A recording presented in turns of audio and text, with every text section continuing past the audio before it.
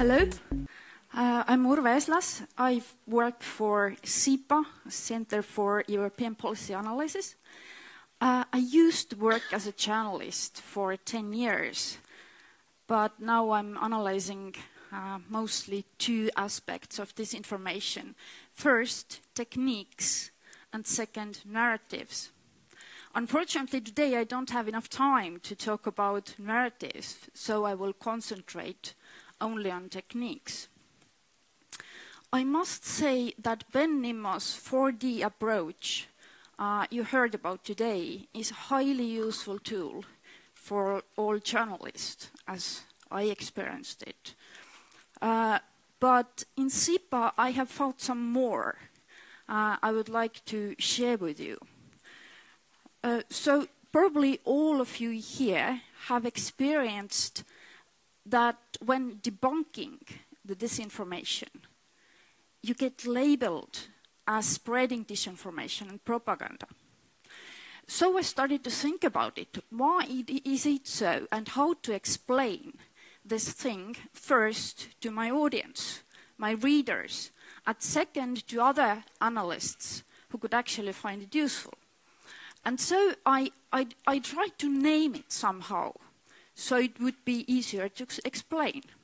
And I named it Wolf Cries Wolf.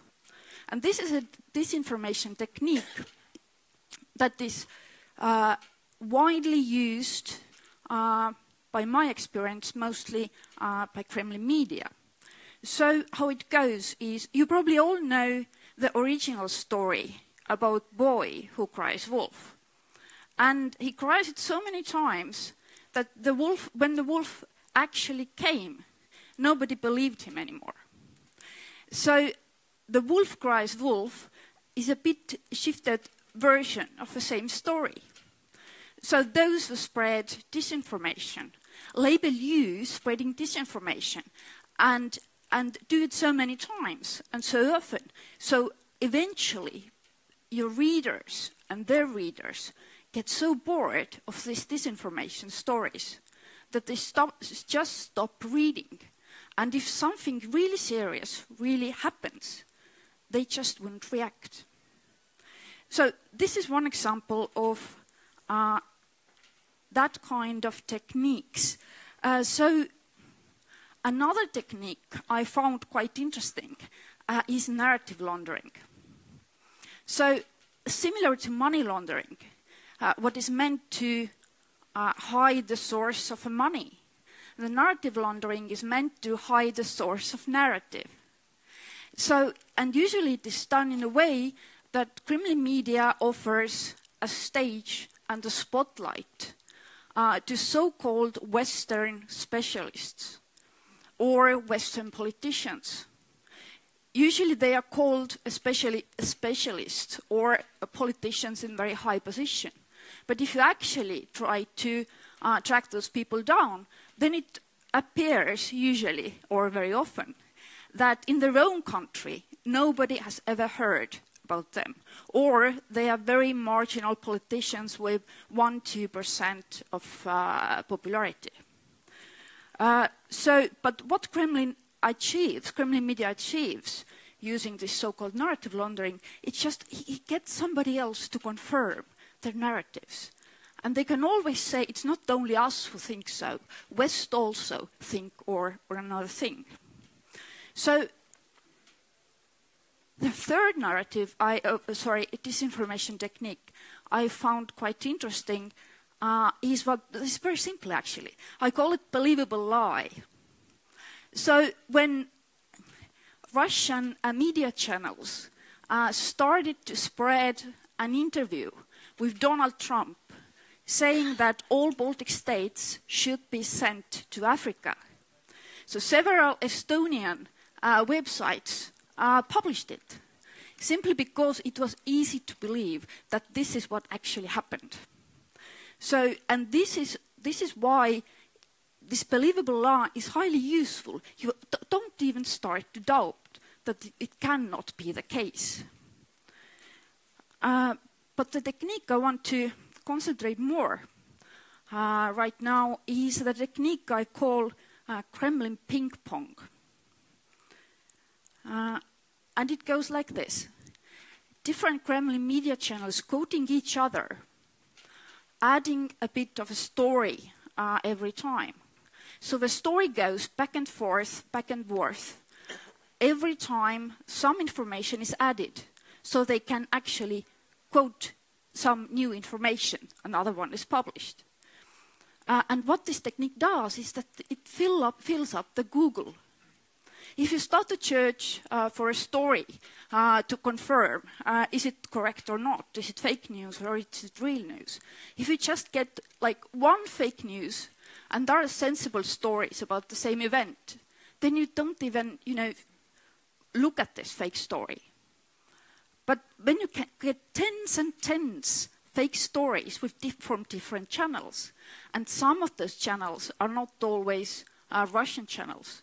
For example, in Estonia, it's more and more often that it happens more and more often that American alt-right websites are part of this ping pong. So, and basically, if Estonian newspaper, usually they're pretty well educated on this information. They don't publish Kremlin media outlet stories. But if it comes to American website, so they don't know that this can be a threat. So I give you two examples about this ping pong. One is a year old, and another is quite recent, so you can see how this technique is developed. The first story takes us back to 2016. One day, NATO general gave an interview to German news agency, mentioning, amongst other things, that Russia has invested actively in armed forces. So next day, Sputnik picked this story up and wrote that Russian armed forces are superior to NATO. Day after that, Contra magazine, Austrian online magazine, often quoted by RT and Sputnik, picked up the story and added some information about Russian capability to use technical possibilities. So soon after that, Sputnik picked up the story again and published other news, this time referring to Western media outlet and stating that NATO general said Russian military chiefs are more intelligent than those who in NATO. Well, I don't know if it is a case, but I know that this is definitely not what the general said. So this was a first example, a year old, and another one is from this April.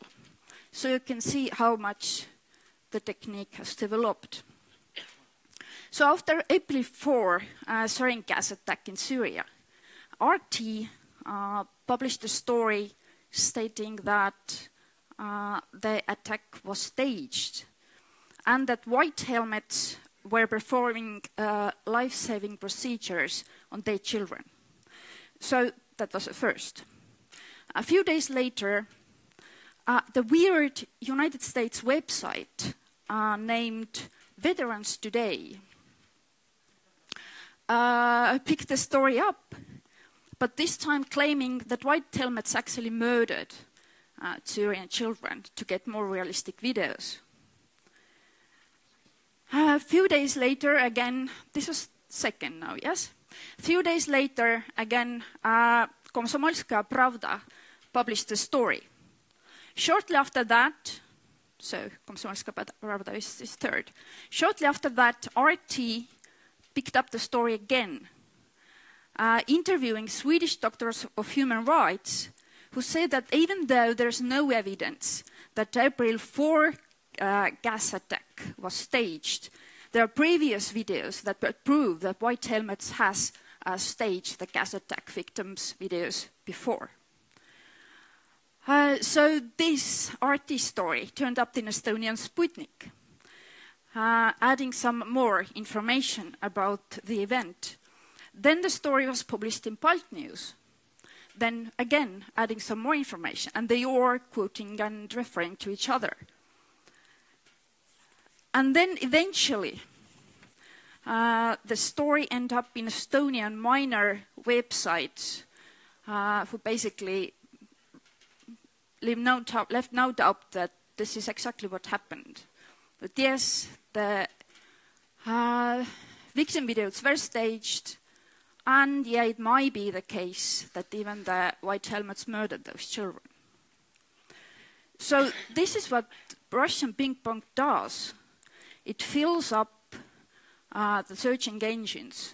So it's very difficult to find your way in this amount of fake news. So how are these different disinformation techniques useful to counter disinformation? What I have found out working as a journalist is that explaining people how those techniques works is really useful, because nobody wants to be fooled.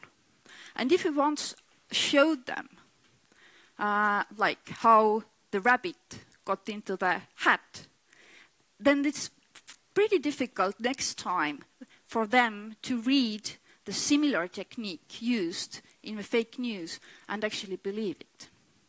So that's why at SIPA I'm studying those techniques to find a way how to counter this disinformation, explaining these techniques to audience both in Estonia and other countries. Okay, thank you. Do we have time for questions? No? Okay. Okay.